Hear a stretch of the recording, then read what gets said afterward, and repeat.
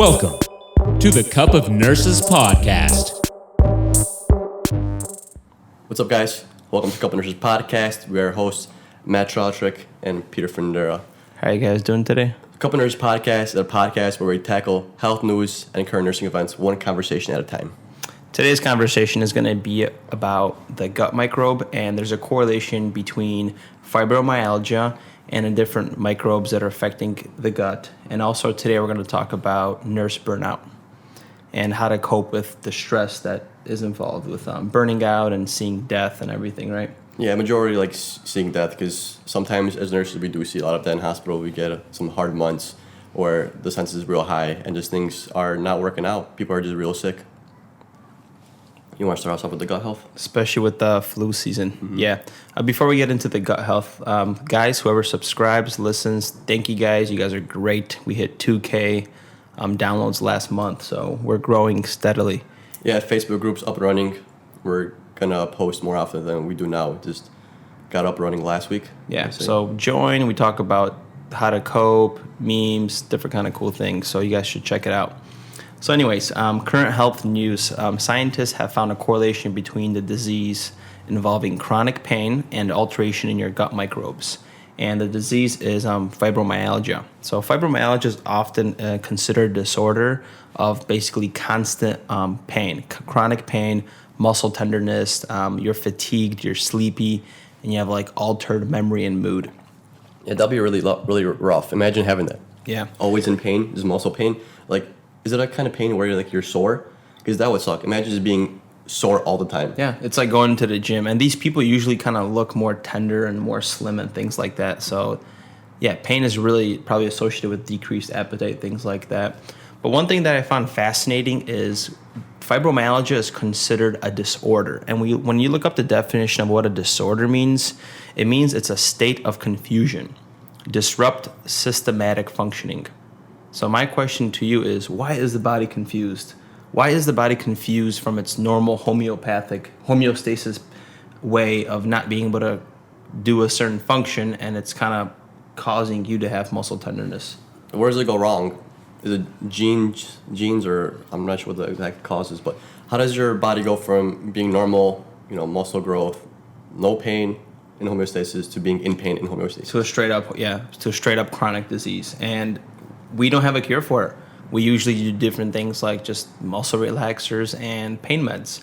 And we're just putting the Band-Aid on this disease that we haven't figured out. So these Montreal-based research team, so they found out that they looked up the bacteria in the GI tract, and what they kind of said is there's approximately 20 different species of gut bacteria that they found that is either a lesser or a greater quality compared to the microbes of people that are, that are normal, compared to the people that are in this participant group. So they're basically linking gut microbe or gut health to the disease. So maybe the gut bacteria is causing us to have chronic pain. I mean, you could be completely right. We don't know where this disease comes from. Yeah. It can be coming from the gut for all we know. Like, there's so much going on in your gut. You do have, nerve. You have neurons in your gut, I believe, as well. Yeah, it's 80% of our immune system. Yeah, there's neurons in your gut. Your nervous system is part of, the gut. The gut's part of the nervous system, and it works together. So it could definitely be a gut issue. Yeah. And this study did not conclude that gut bacteria is the culprit behind fibromyalgia, but there's more investigation that has to be done. But this is the first study that has showed that there's a possible correlation. And, with anything in research, they need, clinical trials and human trials. Well, probably some trials on the mice. Did you look that up? I can talk about it now. But so the way they do certain research trials that are not human-based is they have genetically engineered mice, where these mice are exactly identical to each other, and they put them in different environments. I'll touch upon it in a little bit. But Parkinson's disease is another disease that's coming out that they're starting to think that is also related to gut health. Parkinson's disease it affects dopamine. It's a neurodegenerative disease, so over time your body starts to produce less dopamine, and it affects your movement, It causes tremors, bradykinesia, which is slower movement. It causes limb rigidity and just balance issues. Yeah, it's really sad to see. Yeah, like Jamie Foxx, I'm sure you all know who Jamie Foxx is. He's got Parkinson's disease. No way. And he actually started a Parkinson's disease fund because he's trying to figure out like how can I cure myself with this, because nobody wants to have that disease. Damn, nice bike over there. Chopper. Yeah. Yeah. So, and people die from this because the main issue, as you age over time, you have trouble swallowing. Okay. And the majority death case for Parkinson's disease is pneumonia, because you aspirate and then you die. So Jamie Foxx is on this, he's on this journey to find a cure for Parkinson's disease. Yeah. But the reason that they are thinking that Parkinson's disease is related to the gut is because they compared gut bacteria from someone with people with Parkinson's disease, and they compared it to just people that don't have Parkinson's disease, and they found a different gut bacteria in each person. Wow. So people with Parkinson's disease have different gut bacteria than So in order to find out this correlation, do they take our bacteria from the humans and they inject it to these sterile mice? Well, that's a different study. The first study was where they just compared bacteria. Okay. Like my bacteria compared to somebody my age with my similar look, similar bring up. He's gonna have different gut bacteria than I do. Mm-hmm. But another way they did this study, where they also thinking it's coming from the gut, is they did those mice that are genetically the same, and one was kept in a sterile environment, and some other mice were kept in like a normal environment. And this showed a correlation with the environment and Parkinson's, because the sterile mice didn't get Parkinson's and mice with the normal environment did get Parkinson's. But they took this a step further, and they took a sterile environment mice and they broke it in half, and in one half they injected gut bacteria with Parkinson's disease, mm-hmm. and then in the other mice they injected normal gut bacteria, human gut bacteria. And the ones that got the gut bacteria from people from Parkinson's disease, they developed Parkinson's disease as mice. Wow. Yeah, so they're trying to link the environment and gut bacteria to Parkinson's disease. Something's going on there that's gut-based. And mice are a pretty good indicator. I mean, they're not that, they're. I wonder why they use mice for trials compared to other like little species. Because they're breed like crazy. Okay. And we've learned how to genetically modify them. So we basically have an infinite amount of mice that we could create. Yeah. That's why it's so easy. And they kind of manipulate their genes so they're similar to ours for these tests. Yeah. Wow. But I definitely, when I did like research on like mind gut connection, all that, I definitely do believe that there's something going on. Just like irritable bowel syndrome, we're starting to realize now, right, that whatever we're consuming, or if you have an anxious mind, your mind and your gut are constantly talking to each other, and you're starting to develop this overreactive digestive system, right? Where you have all these symptoms, bloating, and a lot of people don't know that it's from anxiety. It's from the mental health aspect of things, Yeah. People with high anxiety and high stress, like you said, they tend to have gut issues, a lot of diarrhea, or they can't go to the bathroom properly, and that's just, it's correlated. There's some kind of correlation. Same with when you have an upset stomach, it's also going to affect you mentally too, because you're going to be in a fog. Imagine if your stomach hurt all the time. That'll be rough. It's going to be rough on your mind too, and vice versa. Yeah, I never realized what anxiety is till I started maybe meditating, and I've realized how my mind works sometimes. Like, I'm always like on to the next. Like, maybe in nursing school I was like this, but I started realizing that, dude, my mind is just always like in gear, always racing forward. I'm doing this, but I'm like 10 steps ahead, knocking out checklists, and it's good. I'm productive being a go-getter, but sometimes, you just gotta like just hone in and just be in the state of flow, which this is awesome too, because everything is disconnected, and right now I have just the full attention on this. Yeah, and the best way to do that is just to be alone with yourself. Then you finally realize your own thoughts. Yeah. Because when you're out in society, people are putting thoughts in your head, you're giving out your ideas, they're sharing ideas with you, and that kind of changes your perspective and the way you think in your mind, compared to if you just sit alone quietly or lay down and just think by yourself. That's you're gonna have completely different opinions than when you talk with somebody else. Yeah. So moral of the story, you guys should definitely lock yourself up in a room in some silence and figure yourself out. Yeah. Or just listen to your conversation, your own self-dialogue. Are your thoughts positive? Are they negative? Are you beating yourself up all the time? Those are great questions that we don't ask ourselves. We're constantly surrounded and, being with other people. Right. Yeah. All right, so we'll move on to the whole coping with death and burnout, and just how to be happier, or how to, cope with it. And no one tells you how to do it. There's no ingredient checklist book here, or a black and white instruction that'll tell you, hey, this is how you cope. It's, part of life. We die, but no one tells you how to cope with it. What should, how to release those emotions and things like that. Yeah, we're going to tell you a little story here. So imagine you're on night shift. You're going to tell us a story. I'm going to listen. Yeah, Matt will listen. You guys can listen too. So imagine you work a night shift. You come in at 7 o'clock p.m. You look over the board. You see what kind of patients you have. You get Larry. Everyone knows Larry. Larry's been there for 14 days now. We don't really know what's going on with him. He's been stable at times, and he's been kind of iffy at times. But they just took out his swan. Last PA pressure was 29/12. SVR was 1600. They did EF this morning, an echo. EF showed 20%. The plan for him in the next couple weeks is heart transplant. They're going to try and send him home and then bring him back. And eventually, hopefully, within that time frame, he'll get his heart. You check your drips, you print your balloon pumps, strip, you look it over, everything looks good. You bullshit a little bit around with Larry, have a good conversation. He's in good spirits, you're in good spirits, you just came on shift, you leave the room. You go sit down, check the notes, see what the cardiologist said, see what the attending said, see what the kind of plan is.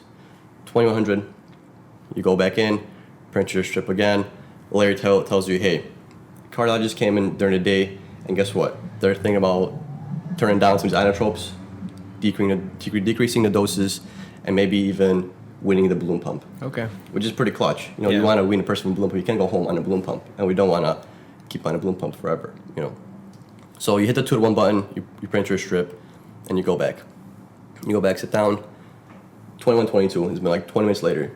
You hear a high priority alarm go off, and you get that sinking feeling. I hope that's not my patient. I have it right now, guys. Yeah. And everybody gets that because it's a high priority alarm, and it's the first time it's went off. The nurse calls you in, the charge nurse calls you in, you walk in, and there's Matt pumping your patient's chest. The code starts.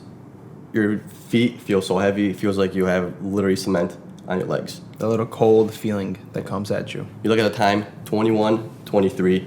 You start your recording, you grab your pen.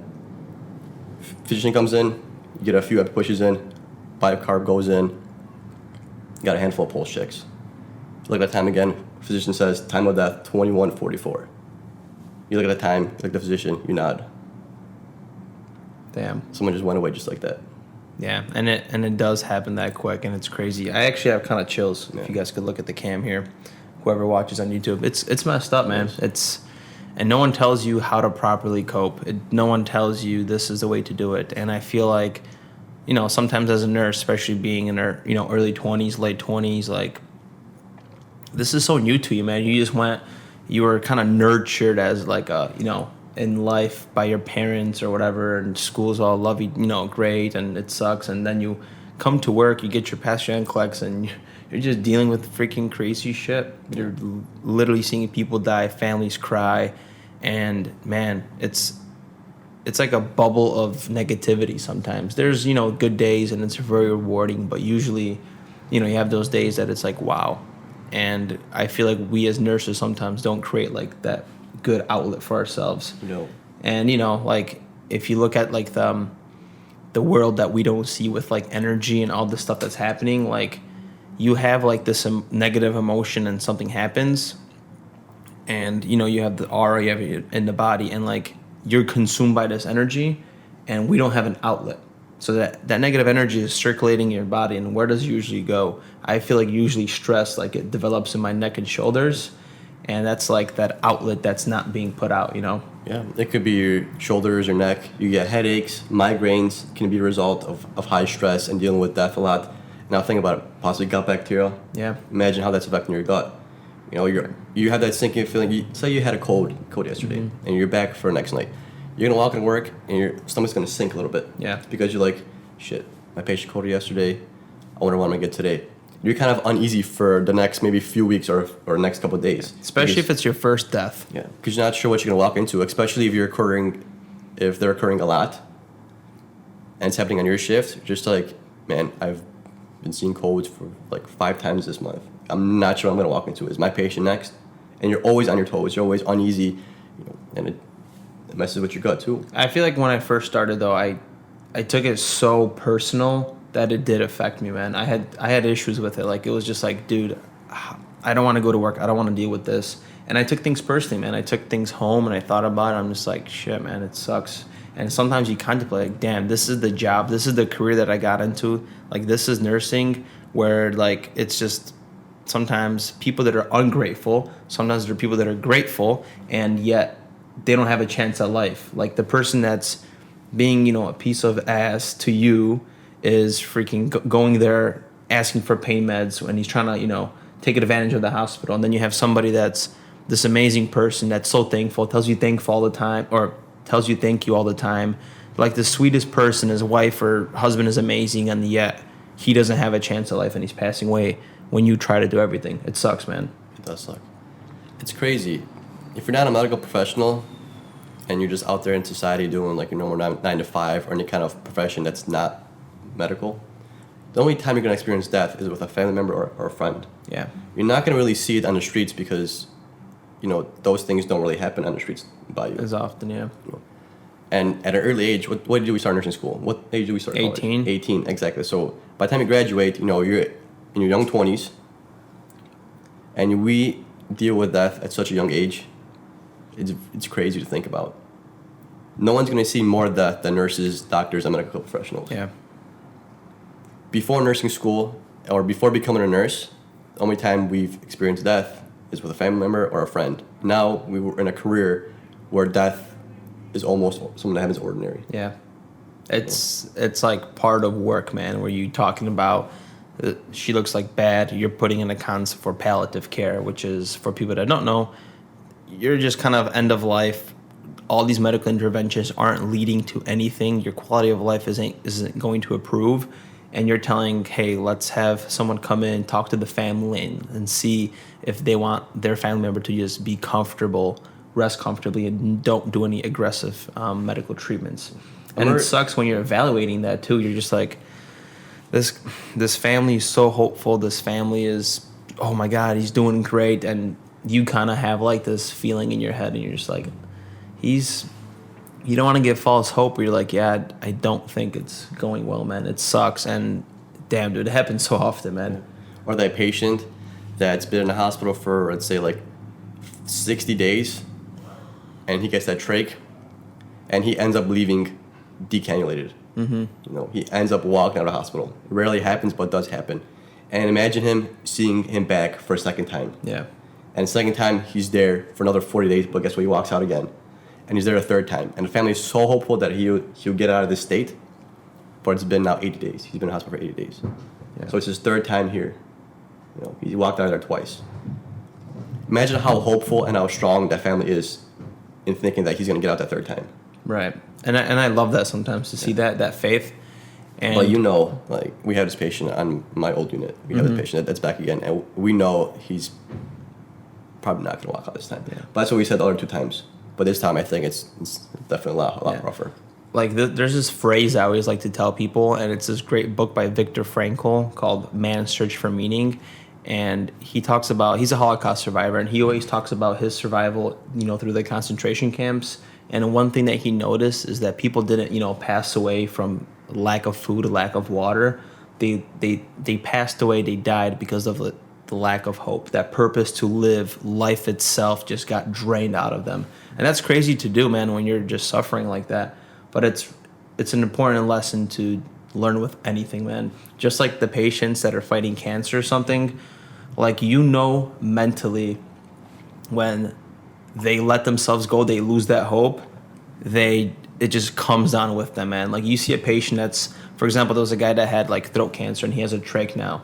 And you look at him and you can tell that he's pale, he's withdrawn, he's unhappy, he's depressed, and they're giving him pills to be depressed. But it's like, man, this person let go of that want and that hope to live, and your mind is so powerful that it listens. Your body is almost like an own organism, right? And it's listening to whatever you're feeding it. Your subconscious is so powerful. If you're feeding yourself this lack of hope to live, your body is going to listen to you, man.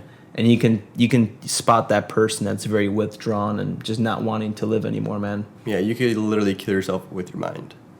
If you think negative thoughts, you can have negative outcomes. If you think sad thoughts, you're probably going to have depression. Yeah. But what I'm really curious, wouldn't mind talking to like a purely oncology nurse. Okay. To see how they experience death as well and their opinion on it. Or hospice, man. Yes. End of life care like that. So with the oncology nurses, I'm kind of curious if anybody's an oncology nurse or a hospice nurse. That'd be cool if you could talk to us. You guys should send us a message. With the oncology nurses, how they see a patient with very high spirits, super happy, chemo's doing good, and see them deteriorate over time. Yeah. And also the patients that deteriorate over time, but then they hit a spark and they get back up and they're happy again, and they walk out there. So I'm really kind of interested on how they see that and how they view it from their own eyes and their own perspective. Yeah. And same with like hospice nurses and palliative nurses, like they deal like their whole career with dying. They're nurses for the death and dying. So I'm curious how they think about death as well. Yeah. And do they get happiness from making this patient comfortable and having them transition to the afterlife? Is that what? I'm not sure. I'm trying to say is do they get their joy from having the ability to have this patient pass peacefully because they're helping them? I'm kind of curious on what drives them. Like sometimes the way I think about things is I've learned not to take things personally. That's number one. And what I do is I know that personally, my personality, I know myself very well. I'm very fit for the job, right? When I talk to patients, the family's always helpful. I mean, not helpful. They're very grateful for me all the time. Like, Matt, thank you. You're such an awesome nurse, whatever. And I take that in, and whatever happens with that person, I give them the best experience they could have had in the hospital. And I made an impact in their life. Maybe they remember me, maybe they not. Because sometimes you have that nurse. When I was hospitalized in like 8th grade, I remember that nurse that was so helpful to like my family still, So that's what I give them. I give them everything I can, like my energy and focus, and whatever happens, it is what it is. You know what I mean? Yeah. And you're not going to have those families where they are, let's say, they're not very nice. Yeah. They're not very, genuine. Or you can say they're genuine, but they're going through a lot. So you always want to think about the family too. Because sometimes the family does overreact, and they don't always agree with what you're doing, and they nitpick things you do, and they just don't like anything that you do for them. Yeah. But you got to realize that, like I said before, their family member is dying.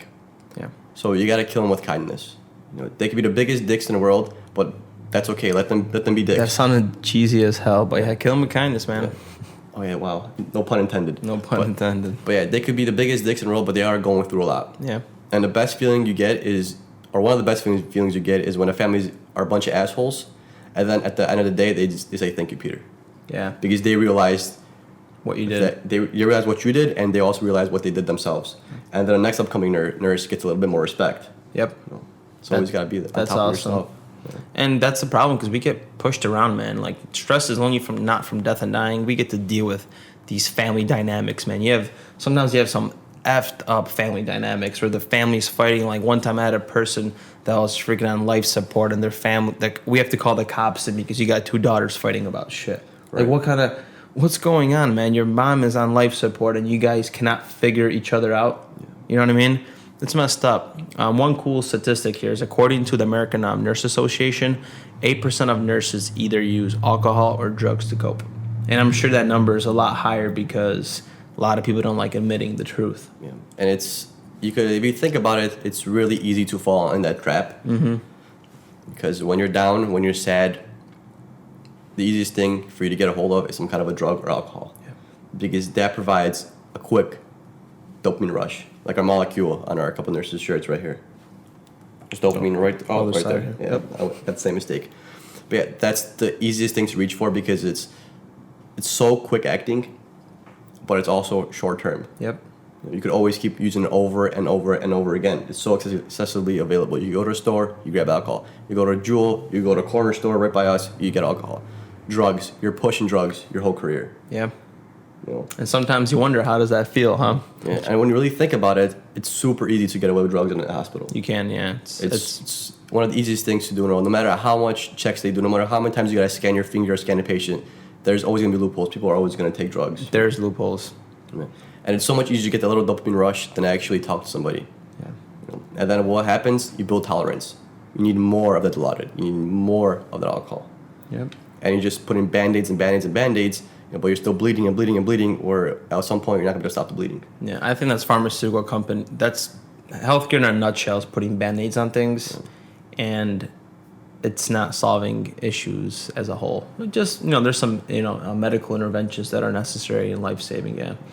But it's kind of funny when you talk about coping. I'll be totally honest. When I was in nursing school, man, the way we used to sometimes cope, because it sucked, man. It's just 2 years of straight freaking hard work. Just especially, I don't know how some nurses do it or nursing school. Sometimes they tell you just, don't work, don't do that. But me and PD both freaking worked part-time and went to school full-time. So, like, I used to, go to clinical at, like, 7 a.m., do that for 12 hours, do that for 8 hours, No get type of out, bullshit. yeah, commute home, eat, work at freaking UPS from, like, 6 to 11 or something. Just straight hustle, man. And to be honest, man, when I came home every day, most of the times, there's this awesome student nurse that gave me this tip.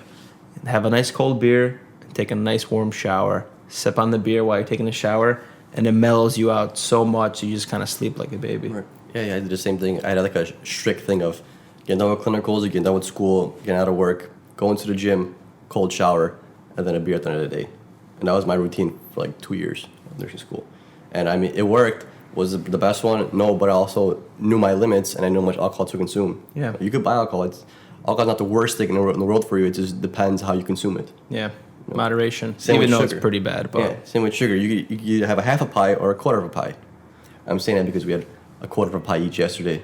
Actually, we had a quarter of 2 pies. So we had half a pie yesterday. yeah, it was delicious. The only thing we didn't do is put peanut butter on. I had this giant phase for like 2 years straight where I would put peanut butter on everything. I swear to God. Because I was doing intermittent fasting and I was doing low carb and my only access to sugar and sweet was peanut butter. And it was all natural peanut butter. So I swear to God, strawberries with peanut butter, blueberries with peanut butter, banana with peanut butter. Everything would be peanut butter. I Greek swear. yogurt. Exactly. If I could put peanut butter in carbless noodles, I wouldn't have peanut butter. That's actually not a bad idea. Peter yesterday put peanut butter in coffee to try it out. Yeah. I wasn't a fan of it. Not a fan either. Don't put peanut butter in coffee. But Yeah. I like peanut butter, but yeah. All right, Secrets so out. where were we here? One thing though, I understand. Like as a nurse, we cry over our patients, and it is what it is, and we experience death, dying, and failure. But we have to learn, how to move on. Just like I said, one thing we have to not take it personally. And then I feel like we need like positive outlets for ourselves. Yeah. It's maybe either talking to a coworker about it to make peace with it. And you'll feel better when you go home. Journaling down some things if you do that. Take yourself out of the stimulus. Like sometimes when shit went down, you just need a 10-minute break. Cigarette break it is, or whatever you do. Just take that break.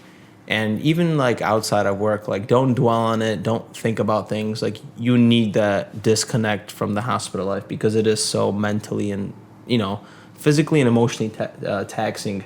And develop positive coping mechanisms. For me, I love sometimes going to the gym after work and like that anger, that stress. It's 4th of July, guys, so things are going off. Sometimes. I'm sorry, I lost my train of thought here. Sometimes coping, like going to the gym and that negative energy that's kind of like just circulating in your body, it gets all released, Or Anger. That's why massages are good too. I noticed like all that stress that was built up for like weeks or months in your like shoulders or something, it gets like released. If you think about it in like a different dimensional way, not like physical, but like in like the way energy works. Energetic. I don't know what kind of dimension that would be, but if you're a massage, I got a massage a couple weeks ago. I came out in more pain than I walked into. yeah. I had a guy named Mario. Man, I don't want to sound weak. He's like, "Want me to ease up on it?" I said, "No." Days for regret of my life. That guy was pushed at my muscles. Ridiculous. Such a strong gentleman. I think I might need a lighter touch. I might need a female to massage me. You sound like a soy boy. I might get some smaller, gentler hands with some more what is it, like the Korean moisturizer. Because man, that guy was pushing, man. So yeah, it's not even lactic acid that he got out there. He literally probably just bruised your muscles. Yeah, man. I swear to God, I'm sure my muscles grew. Mm-hmm. They got a bigger beating than I would in the jail. I've never been in jail, but I'm sure people get beat up at jail. I felt like I came out of jail. Lower back hurt, everything, man. Did Mario offer happy endings? Mario, no, he didn't whisper or anything. How does he usually go down? Do they tap you on the knee and see if your towel could go down lower or what? No idea. Maybe they just bust the towel out. Maybe there's a sign. I don't know. Huh? I don't know. Any recommendation? Never mind. Yeah. I'm not gonna say anything. Yeah. No, come on. Maybe there's like 2 claps, and then you know the deal. And then you could either say no or yes. Man, if I got that done by, never mind. We'll go back to. I don't want to say anymore. I don't want to scare anybody off. Okay. So back to this coping. If you're more of an emotional nurse, it's completely okay to go to the bathroom and cry. Get your emotions out, because some people have like these real strong emotions, and the only outlet is literally crying or yelling. Yeah. And I know a lot of times we don't want to talk to our coworkers because we don't want to seem weak or not capable of taking certain patients. So go talk to your friends about it. They might not know about the situation as much as you, but just you summarizing it and just telling somebody else about your day and how it went, you're going to feel so much better, because that's an outlet. Yeah. You're letting go of it by speaking it out verbally. Do you think it's easier to talk to somebody about this when they're a nurse or they're in healthcare, or do you think it's still okay to talk to somebody that's non-healthcare about it? I think for me, it's probably easier to talk about it outside of work. It doesn't really matter if Not it's outside of work, but like, does the person need healthcare experience for you to be that, for them to be your emotional outlet? No, they don't. I just don't use my coworkers as emotional outlets. Okay. That's all. I don't really talk to my coworkers about how I feel, which I mean, it's okay to talk about it. It's Typical okay. man stuff. They don't want to show their weakness. Yeah, I just don't want to talk about it because it's like, let me just handle my stuff and I'll go home and I guess I'll put my burden on somebody else. You could say, but yeah, I personally don't talk about it to coworkers. I just go home and talk about it, or I meditate on it. Usually, if I'm really strung up or I'm feeling real emotional about this patient, I just go home and just close my eyes and just kind of mentally think through it and just think about ways I dealt with things in the past. I don't really try to forget them. I try to maybe, I don't know if deflect's the correct word, but I try to look at more of what I did to that patient. In a good way. And that's good, because people that would just pretend that everything is okay and just be positive about it, that's like that BS positivity that is very, very popular, like on social media. They think like if there's something going on, they think that positivity is the answer to everything. You definitely should have that attitude and mindset. But let's just face it, there's things that we just have to take care of in a different manner and like take the problem head on. Don't pretend it's okay. You got to understand why it is okay and why it's okay for you. And that's something you got to kind of do yourself. Unless your friend has a good way of coping that they could share for you, or they could talk through things. But another good way to deal with death or dying or stressful situations at work is take mental health days. It's completely okay to call off. Like take a staycation, right? Yeah. If your job allows you to take, let's say, do 10 call-offs a year, take those 10 call-offs. Mm-hmm.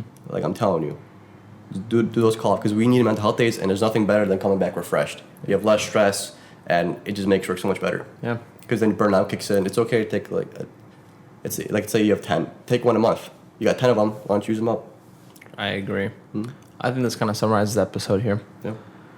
So, guys, we talked about the GI tract, how there's definitely something brewing in there in all of us that we should take care of because it's affecting our body in a very, very bad way. It's leading to chronic diseases. It's a habitat that we got to explore more and learn more about, just like the Amazon rainforest. We're not sure what's going on over there. Same way, your GI tract is the Amazon rainforest of you. Yeah. So there's things in the Amazon rainforest, aka the GI tract, that we haven't discovered yet. There's people living in there, different microbes, bacteria that are affecting us in a huge way, not only our neurologically, which is leading to a lot of autoimmune disorders and things like fibromyalgia and Parkinson's disease. So it's 2019 in July 4th. This is the statement that I'm saying, that gut bacteria is correlated with fibromyalgia and Parkinson's disease.